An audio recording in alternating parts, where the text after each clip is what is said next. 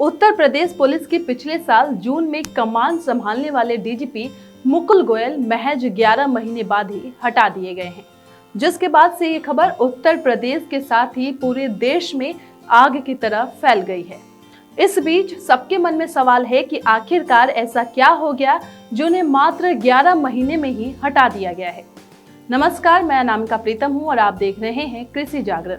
मुकुल गोयल को हटाने के बाद उन्हें अब सिविल डिफेंस का डीजी बनाया गया है। यूपी सरकार ने मुकुल गोयल को डीजीपी के पद से हटाने के पीछे वजह भी बताई है। स्पष्ट रूप से कहा गया है कि पुलिस महानिदेशक मुकुल गोयल को शासकीय कार्यों की अवहेलना करने, विभागीय कार्य में रुचि नहीं लेने की वजह से ऐसा किया गया है।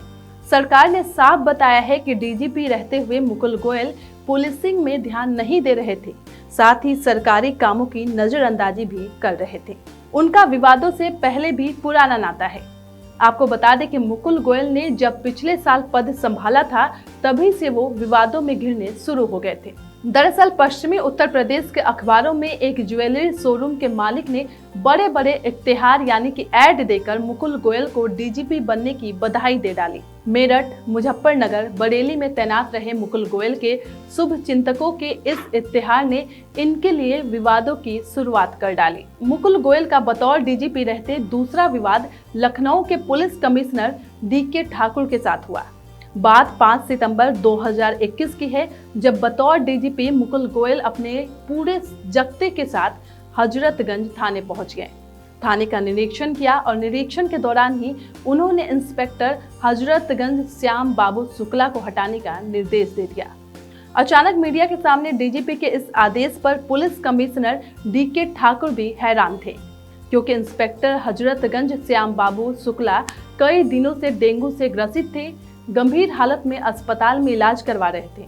मुकुल गोयल को इंस्पेक्टर के बीमार होने की बात बताई गई। मामला मुख्यमंत्री तक पहुंचा।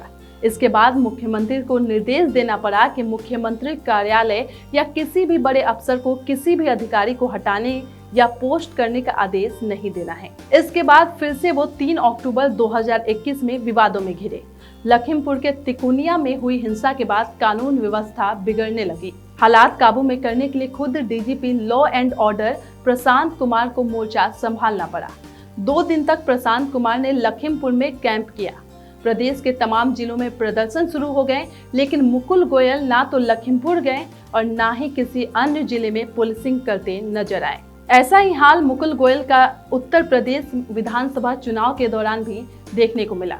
मुकुल गोयल पहले से ही समाजवादी पार्टी के खेमे के अफसर माने जाते हैं। अखिलेश यादव की सरकार में लंबे समय तक Mukul Goyal ADG law and order के पद पर भी रहे थे। वो चुनाव के दौरान सरकार के किसी भी कार्रवाई में ज्यादा सक्रिय नहीं दिखे। इसके बाद भी उनका विवादों में घिरे रहना लगातार जारी रहा। ऐसे में उनके लिए अब वो दिन भी आ गया है जब उन्हें उनके पद से हटा दिया गया है। हालांकि कल बुधवार की सुबह मुख्यमंत्री योगी आदित्यनाथ की बैठक में मुकुल गोयल डीजीपी के तौर पर शामिल हुए थे, लेकिन अचानक देर शाम मुकुल गोयल को हटाने का आदेश जारी कर दिया गया है और उसके बाद से ये खबर लगातार चर्चा में बना हुआ है।